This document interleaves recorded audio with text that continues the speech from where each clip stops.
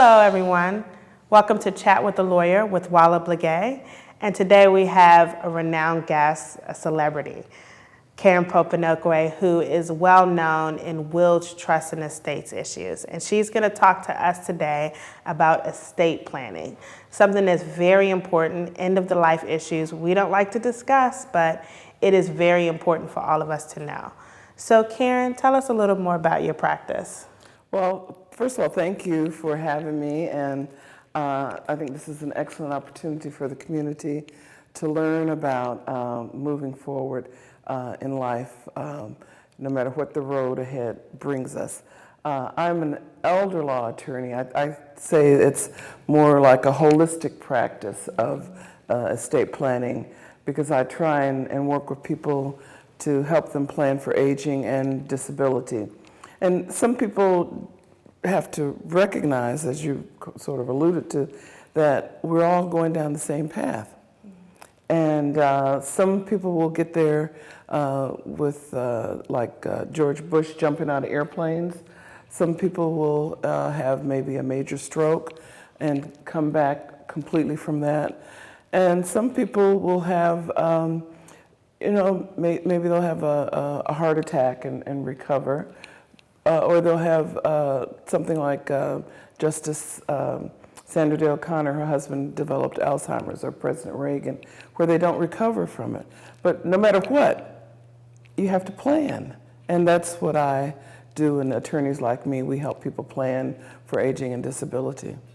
Now, how early should we be thinking about planning? I mean, if I'm 30 years old and I'm recently married and looking to have kids, I don't plan on dying or having to deal with wills anytime soon. So how early should we be thinking about these things?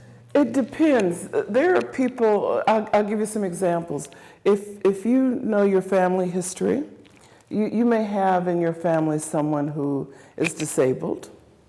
They may have been born with Down syndrome, or they may have some kind of diagnosed problem, bipolar, schizophrenic, or you may have someone who, I said people that is just trifling, or you may have someone who's got an alcohol problem or a drug problem, but you know your family, your family history. Then if you have those types of things in your family, and most people do, you need to think about what are you going to do. Many times people think they don't have to do estate planning until they're ready to retire. But I'm here to tell you that you can have a catastrophic event in your 20s, not just in your 30s. So you need to think about what documents you need in place. I believe that most adults need at least an advance medical directive and a general durable power of attorney for finances. Now explain what that is. An advance medical directive is, let's say, I'll give you an example. I had a client, she was a student at Howard University. She was going to church, had a horrible car accident. Her parents came up from Georgia, and we had to get an emergency guardianship because they could not give the doctors permission to do the things that the doctors needed to do because she's an adult. So they had to get, we didn't have an advanced medical directive. If she had done an advanced medical directive, many times I tell people when your kid goes off to college, have them complete an advanced medical directive. That means that if something happens to them, you can step into their shoes and talk to the doctors. If you're married and your husband can't speak to the doctors, you can talk to the doctors for him. Your sister, your brother, your cousin, anyone who's an adult. If you go into any hospital in the United States now that receives a penny from the federal government, they will ask you as you're signing in to get your gallbladder out, do you have an advanced medical directive? If you say no, they're going to have you complete their form. I don't think that's the way to do it. The person who you have as your surrogate for health care decision making, they've got to be someone who they can tell the doctor, I want a second opinion. They can say, I don't like the treatment here, I'm taking her to another hospital. They have to be able to understand what the doctor's saying even. So I think that those kinds of things you have to take into consideration for the advanced medical directive, and that's for health care. But then on the other hand, you got to figure out who's going to handle your money. The same young lady that I was talking about, her apartment had to be closed down. She had to be withdrawn from school. And see, all of those things, as an adult, someone can't just do them for you. They have to have legal authority. So in that instance, you need what we call a general durable power of attorney. And you name someone to handle those things for you. Now, I tell people for both documents, for the advanced medical directive and for the general durable power of attorney, you need to have name one person and then name a second person, so that if that person can't do the things that need to be done, then someone else can step in, and you won't be in a position where sometimes I have people, they come in, they have the documents, but they only have one name, and that person has died, and then the person, let's say you're in a coma, you wind up, if you don't have either of those documents in place, you wind up like this parents of this young lady. We had to go to court, and I had to get an emergency guardianship of the person and property for the parents. Well, that's costly because you have to go to the circuit court. It actually is, because it's the most restrictive type of intervention, you have to have a jury trial unless it's waived. And then the court appoints an attorney. It's a whole process. And I tell people you weigh the cost benefits. If you get an advanced medical directive and a general durable power attorney, it'll probably cost you less than $400. If you go into court, you're not getting into court for less than $3,000. I don't care where you go. Interesting. That's the way it works. So I think that those documents are very important as we move forward in life. I even tell people when you look at ages and what you should do, when you're getting around 60, 65, looking to retire, you may want to look at long-term care insurance because that is something, I think it's getting to be like car insurance. You have to have it. You have to have it. My mother, I forced her to get it when she retired, and she didn't want to get it. She thought it was expensive, but the average nursing home stay is around $6,000 to $7,000 a month. And you look at what your income is, you're going to run through that in no time. What's the risk of waiting? If somebody is just freshly retired, they should probably get a long-term insurance then, but let's just say they wait 10 years and then decide to get it now. What's the risk of that? The risk is that you are going to have to pay more money. It's just like car insurance. The insurance companies, if you have, let's say or health insurance, the older you get, the more things that could be wrong with you, and the companies, the risk that they're taking is greater, so they're going to charge you more.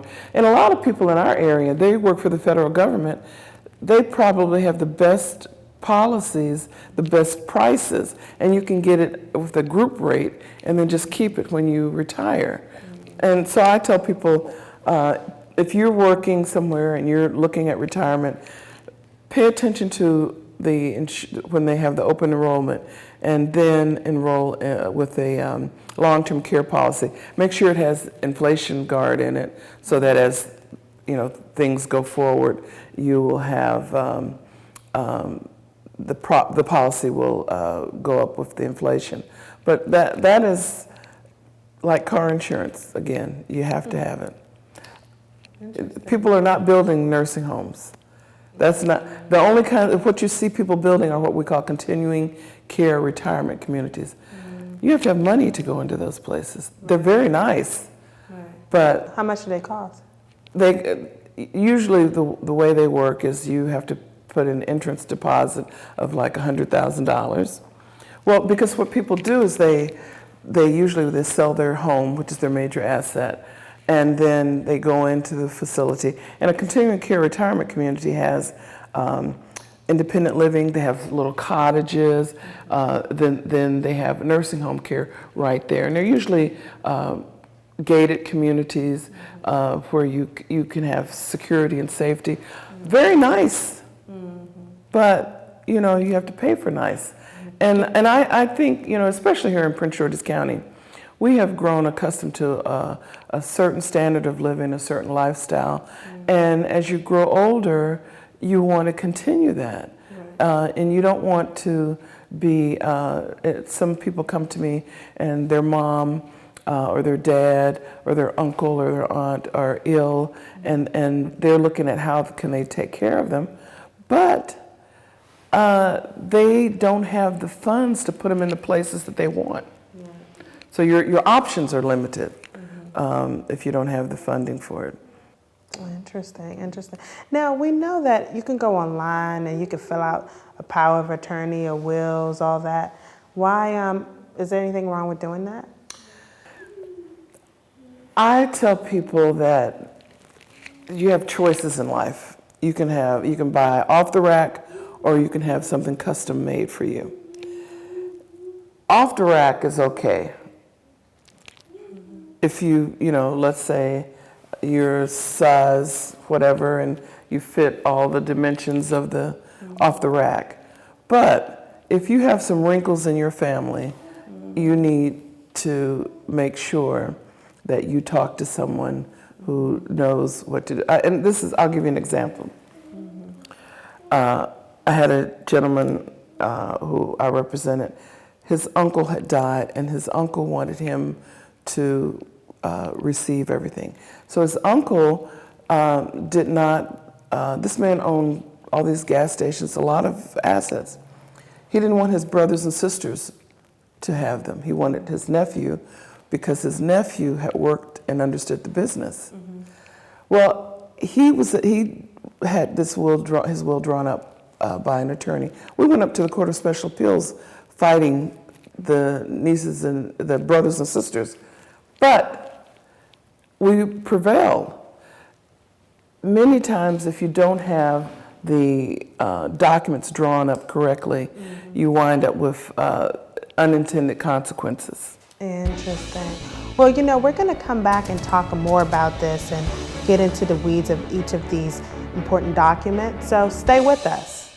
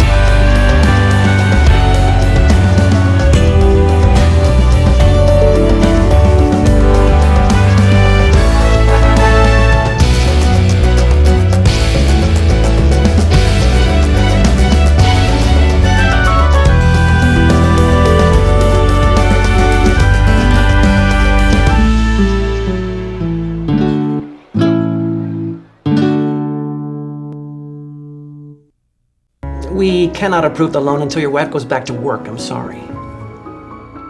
Housing discrimination isn't always obvious or straightforward, but it is against the law. The U.S. Department of Housing and Urban Development, HUD, protects your rights to equal opportunity in housing. If you've experienced housing discrimination, HUD can help. They can pursue compensation for your injuries and protect your equal opportunity to housing free of discrimination.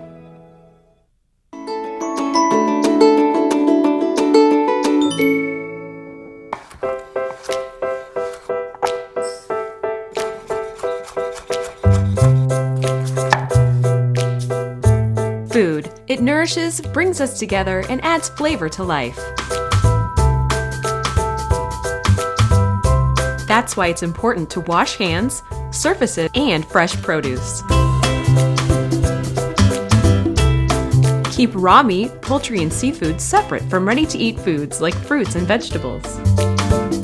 And cook to proper temperatures using a food thermometer. Enjoy! And refrigerate leftovers within 2 hours. For more tips on safely preparing foods, visit homefoodsafety.com.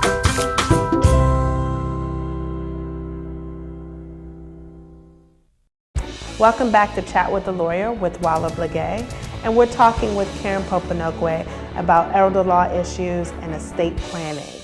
So let's get into special needs trust. Tell us a little more about that. Well, one of the things that I tell people is that if you have someone who has a disability such as autism, you may want to consider a special needs trust.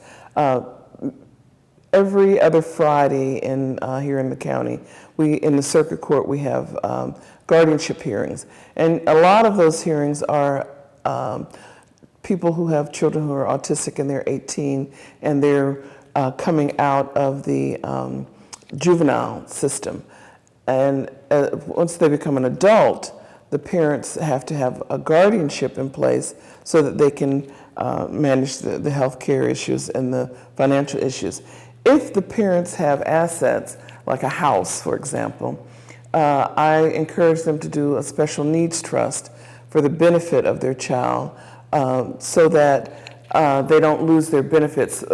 If you have a special needs child and you die and you leave them property or an insurance policy, anything like that, they will be over-resourced and they'll lose their benefits. They may, they need their health care, they need their social service benefits, and you don't want them to jeopardize that. So if you set up a special needs trust, the trust will hold the property and it will be for their benefit.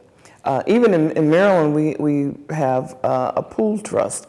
So sometimes I talk to family members and they say, well, when I die, who's going to be the successor trustee for the trust? I don't have any other children, or my other children don't want to do it. We have a Maryland Pool Trust, which is a nonprofit. It's run by a nonprofit, and you can have that nonprofit be the successor trustee. Because most banks, to be honest, they don't want to be the trustee of a trust unless there's a whole bunch of money in it. And most people, they have a modest estate, their home, life insurance policies, things like that. And so if you put the money into a special needs trust, it will protect it for your child who has a disability and move it, keep them from losing their benefits. And I tell people, this is a way, I guess, to transition into talking about death and dying and planning for that.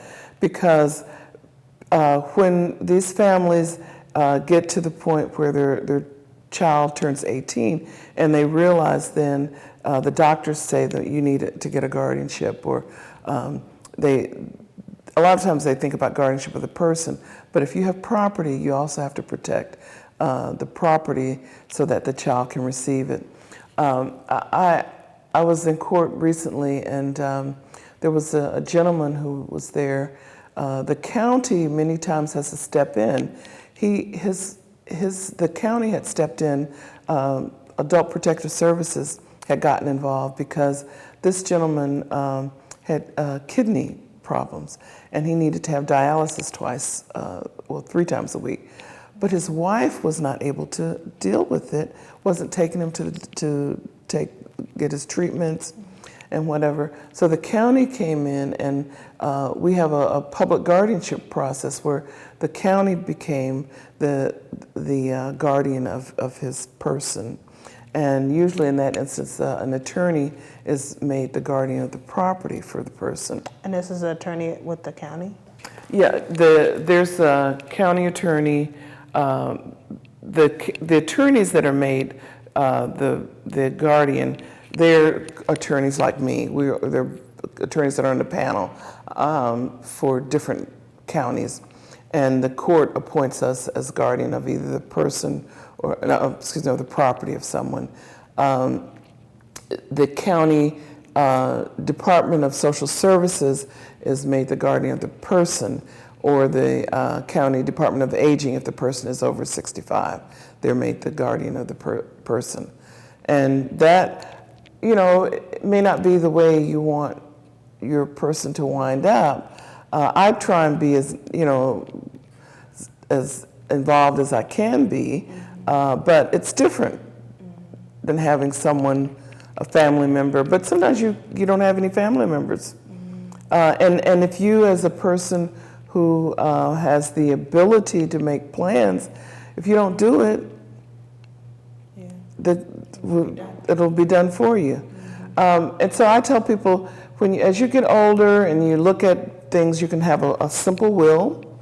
And we're getting into a clear list of what you need when you die. Yeah, I ask people, if you don't think you're going to die, don't listen to anymore. Okay? But I think everybody is on, we're all walking down the same path. Yeah.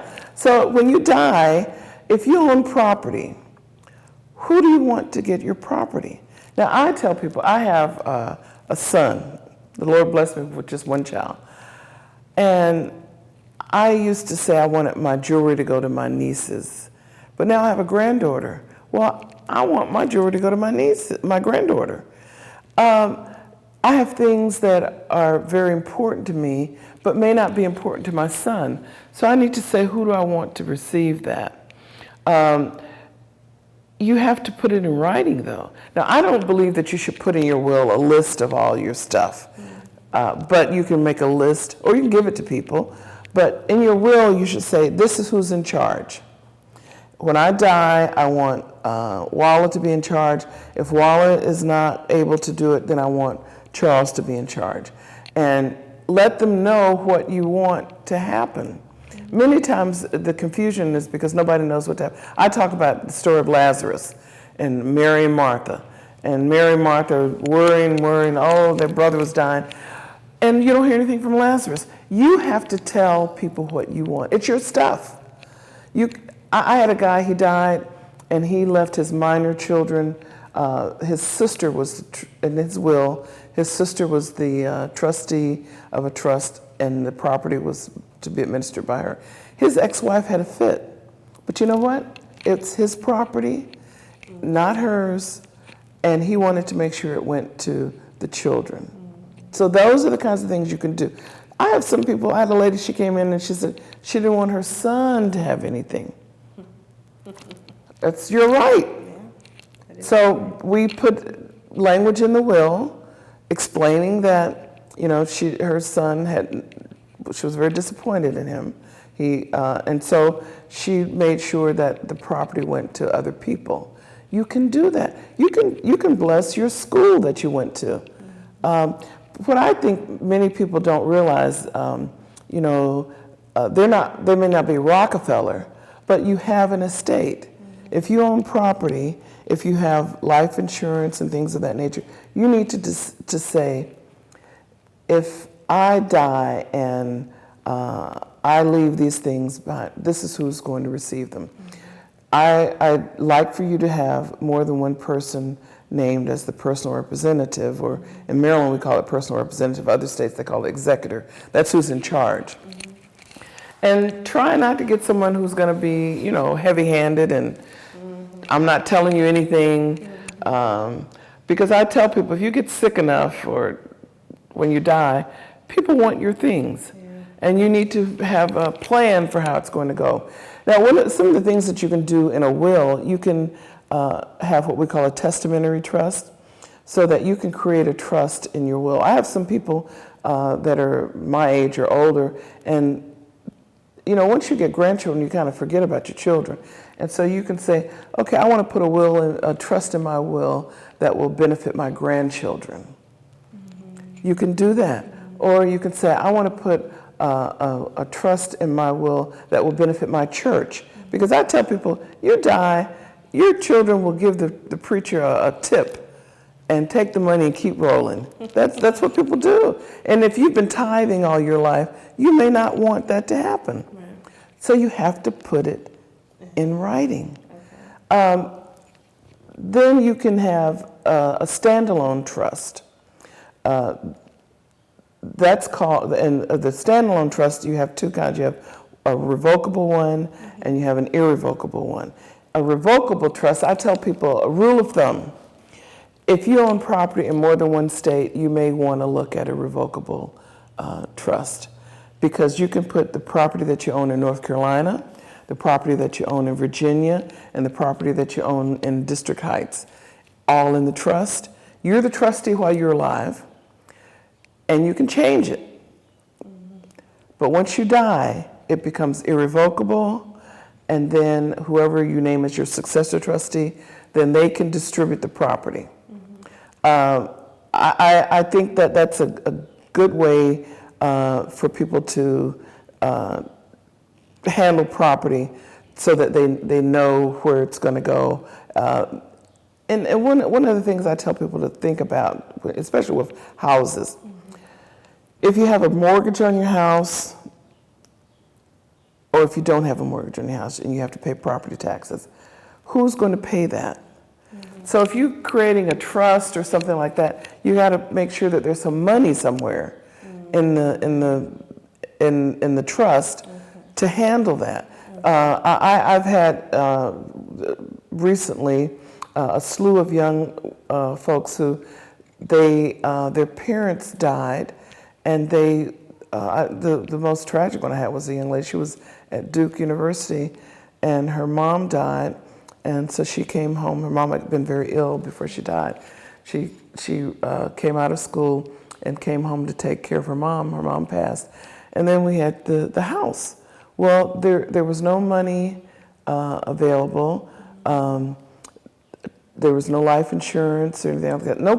No thought to the fact that how we're going to keep the house. Well, we talk with and many times you talk with the mortgage company, and they will make a way, and they'll say, okay, if you pay the mortgage, we won't call it.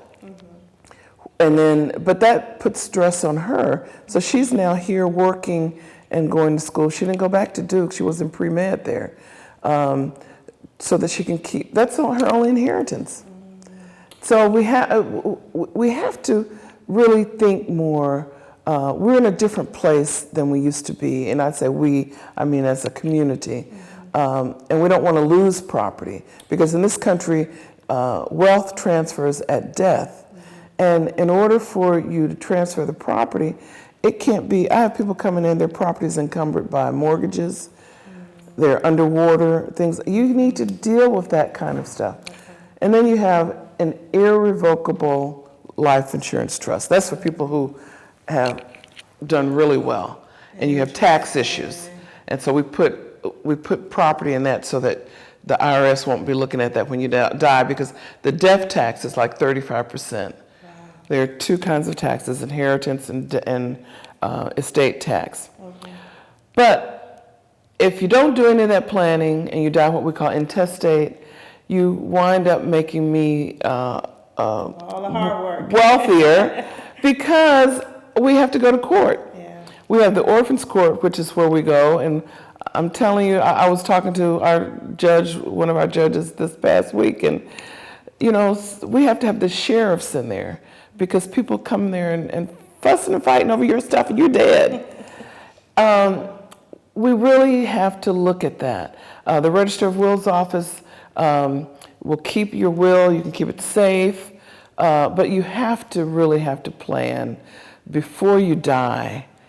It won't make you die sooner. Right. Well, Karren, we want to hear more. We have run out of time, but we are going to have you come back and really dig into these issues, especially when it comes to the Orphans Court and Register of Wills. So thank you so much for You're giving welcome. your time today, and we look forward to hearing more. If you have any questions or comments, please contact us at chatwiththelawyer@gmail.com. Thank you.